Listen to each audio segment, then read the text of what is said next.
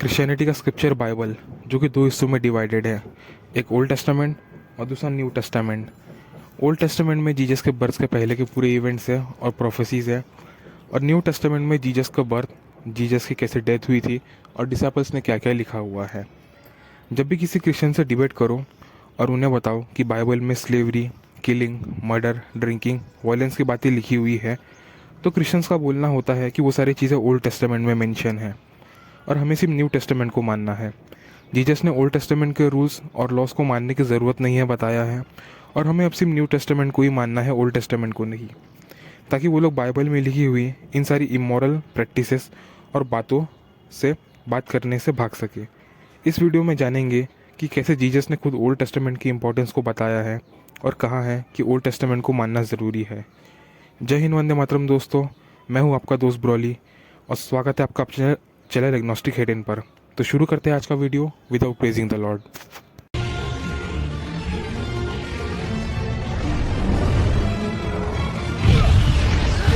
अगर old testament के बारे में जीसस के व्यूज़ को देखा जाए तो साफ साफ पता चलता है कि जीसस ओल्ड टेस्टामेंट को बहुत ज़्यादा इंपॉर्टेंस देता है और उसमें लिखे हुए रूल्स को फॉलो करने को बताता है, जिसमें कि सबसे पहला देखा जा सकता है Matthew chapter number 5 verse number 70 से लेकर 20 तक।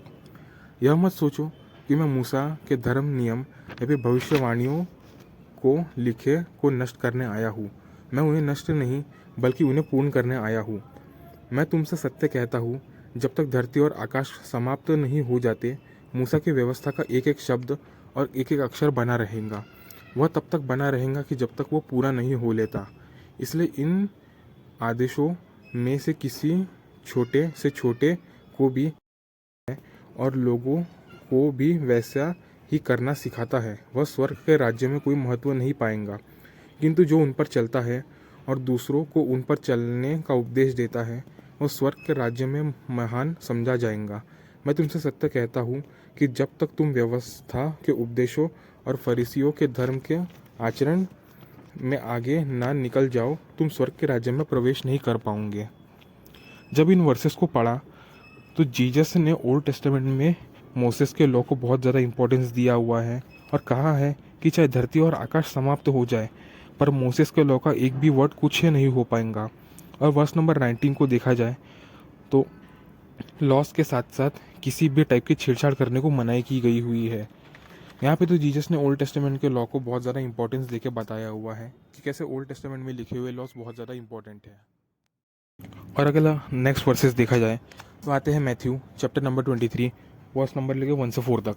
लिखा हुआ है कि यीशु ने फिर अपने शिष्यों और भीड़ से कहा, उसने कहा, यहूदी धर्मशास्त्री और फरीसी मूसा के विधान की व्याख्या के अधिकारी है, इसलिए जे वे कुछ कहे उन पर चलना और उनका पालन करना, किंतु जो वे करते हैं वह मत करना। मैं यह इसलिए कहता हूँ क्योंकि वे बस कहते हैं पर करते नहीं।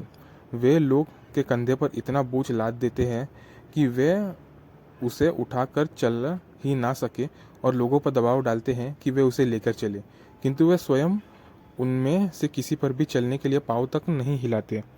यहाँ इन वर्सेस में जीसस ने ओल्ड टेस्टामेंट में लिखे हुए लॉस को मानने के लिए कहा है, ना कि उन्हें रिजेक्ट कर दिया है, जैसे कि आजकल के क्रिश्चियंस बाइबल में लिखी हुई बातों से बचने के लिए ओल्ड टेस्टामेंट को रिजेक्ट कर देते हैं। अगले वर्सेस आते हैं Mark chapter number 10 verse number 17 से लेकर 22 तक। इसमें कहानी आती है। कहानी कुछ इस तरीके से है, यीशु जैसे अपनी यात्रा पर निकला, एक व्यक्ति उसकी ओर दौड़ा और उसके सामने झुककर उसने पूछा, उत्तम गुरु, अनंत जीवन का अधिकार पाने के लिए मुझे क्या करना चाहिए? यीशु ने उसे उत्तर दिया, तू मुझे उत्तम क्यों कहता है? केवल परमेश्वर की सेवा और कोई उत्तम नहीं है। तू व्यवस्था की आज्ञाओं को जानता है, हत्या मत कर, व्यभिचार मत कर, चोरी मत कर, झूठी गवाही मत दे, छल मत कर, अपने माता पिता का आदर कर। उस व्यक्ति ने यीशु से कहा, गुरु, मैं अपने लड़कपन से ही इन सब बातों पर चलता रहा हूँ। यीशु ने उस पर दृष्टि डाली और उसके प्रति प्रेम का अनुभव किया। फिर उसने कहा, तुझमें एक कमी है, जा जो कुछ तेरे पास है उसे बेचकर गरीबों में बांट दे, स्वर्ग में तुझे धन का भंडार मिलेगा, फिर आ और मेरे पीछे हो ले। यीशु ने ऐसा कह के उस व्यक्ति को बहुत निराश हुआ और दुखी होकर चला गया, क्योंकि वह बहुत धनवान था। जब यहाँ पे इन वर्सेस को पढ़ा जाए तो जीसस ने कहा है कि हत्या मत कर, व्यभिचार मत कर, चोरी मत कर, झूठी गवाही मत दे, छल मत कर और अपने माता पिता को आदर कर। ये सारी बातें ओल्ड टेस्टामेंट में लिखी हुई है। यहाँ तो जीसस ने ओल्ड टेस्टामेंट को मानने के लिए बोला हुआ है ताकि तुम लोग हेवन में जा सको। तो यहाँ पे जीसस ओल्ड टेस्टामेंट के वर्सेस को कोट कर रहा है जो कि मोसेस के लॉ में बताए हुए थे। तो यहाँ पे तो जीसस ओल्ड टेस्टामेंट को फेवर कर रहा है, ना ही क्रिश्चियंस के आजकल के जो क्लेम होते हैं उसकी तरह रिजेक्ट कर रहा है। अगले वर्सेस आते हैं ल्यूक चैप्टर नंबर 24। जब जीसस 2 डिसाइपल्स जेरूशलम से दूर जा रहे थे तो जीसस उनके पास में आता है और उनसे ये बात कहता है, वर्स नंबर 25 से लेकर 27 तक। तब यीशु ने उनसे कहा, तुम कितने मूर्ख हो और नबियों ने जो कुछ कहा है उस पर विश्वास करने के लिए कितने मंद हो। क्या मसीह के लिए यह आवश्यक नहीं था कि वह इन यातनाओं को भोगे और इस प्रकार अपनी महिमा में प्रवेश करे। और इस तरह मूसा से प्रारंभ करके सब नबियों तक और समूचे शास्त्रों में उसके बारे में जो कहा गया था उसने उनकी व्याख्या करके उन्हें समझाया। यहाँ पे जीसस ने बोला है कि जब जो भी सब कुछ ओल्ड टेस्टामेंट में मेरे बारे में लिखा हुआ था, मोसेस से लेकर बाकी सारे प्रॉफिट्स ने, वो सब होना ज़रूरी था और उनको समझाया कि कैसे ओल्ड टेस्टामेंट की बातों को। अगर क्रिश्चियंस ओल्ड टेस्टामेंट को मानेंगे नहीं तो जीसस के बारे में कैसे समझा पाएंगे कि जीसस क्यों आया था और कैसे आया था। आगे अगर वर्स नंबर 44 से 48 तक पढ़ा जाए तो वहाँ पे लिखा हुआ है कि उसने उनसे कहा, वे बातें वे है जो मैंने तुमसे तब कही थी जब मैं तुम्हारे साथ था। वह हर बात मेरे विषय में मूसा की व्यवस्था में, नबियों की पुस्तकों तथा भजनावलियों में लिखी हुई है, पूरा होनी ही है। फिर पवित्र शास्त्रों को समझाने के लिए उसने उनकी बुद्धि के द्वारों को खोल दिया और उसने उनसे कहा, यह वही है जो लिखा है कि मसीह यातना भोगेगा और तीसरे दिन मरे हुए में से जी उठेगा और पापों को क्षमा के लिए मनफिरा का यह संदेश यरूशलेम के आरंभ से होकर सभी देशों में प्रचारित किया जाएगा। तुम इन बातों के साक्षी हो। सेम बातें यहाँ पे भी बताई गई हुई है कि अगर क्रिश्चियंस ओल्ड टेस्टामेंट को मानने को मना कर देते हैं तो वो लोग जीसस की इन सारी बातों को कैसे साबित कर सकेंगे। जीसस ने तो यहाँ पे कहा है कि ओल्ड टेस्टामेंट में मेरे बारे में लिखा हुआ है, तो अगर क्रिश्चियंस ओल्ड टेस्टामेंट को रिजेक्ट ही कर देते हैं तो वो लोग कैसे जीसस की इन सारी बातों को सब लोगों को बता पाएंगे। अगर ओल्ड टेस्टामेंट को रिजेक्ट करना है तो ओल्ड टेस्टामेंट के लॉज भी रिजेक्ट हो जाएंगे और ओल्ड टेस्टामेंट की वो सारी कहानियाँ भी रिजेक्ट हो जाएंगी, जो कि नहीं किया जा सकता है। जब शैतान जीसस का टेस्ट लेने आया था तब भी जीसस ने ओल्ड टेस्टामेंट के कई सारे वर्सेस का इस्तेमाल किया था, जैसे कि देखा जा सकता है मैथ्यू के चैप्टर नंबर 4 की कहानी में, जो कि कुछ इस तरीके से है। फिर आत्मा यीशु को जंगल में ले गया ताकि शैतान के द्वारा उसे परखा जा सके। 40 दिन और 40 रात भूखा रहने के बाद जब उसे भूख बहुत सताने लगी तो उसे परखने वाला उसके पास आया और बोला, यदि तू परमेश्वर का पुत्र है तो इन पत्थरों से कहे कि रोटियां बन जाए। यीशु ने उत्तर दिया, शास्त्र में लिखा है, मनुष्य केवल रोटी से नहीं जीता बल्कि वह प्रत्येक उस शब्द से जीता है जो परमेश्वर के मुख से निकलता है। फिर शैतान ने उसे यरूशलेम के एक नगर में ले गया। वहाँ मंदिर में सबसे ऊंची बुर्ज पर खड़ा करके उसने उससे कहा, यदि तू परमेश्वर का पुत्र है तो नीचे कूद पड़, क्योंकि शास्त्रों में लिखा है, वह तेरी देखभाल के लिए अपने दूतों को आज्ञा देगा और वे तुझे हाथ उठा लेंगे ताकि तेरे पैर में कोई पत्थर तक ना लगे। तब यीशु ने उनसे कहा, यीशु ने उत्तर दिया, किंतु शास्त्र में यह भी लिखा है, अपने प्रभु परमेश्वर को परीक्षा में मत डाल।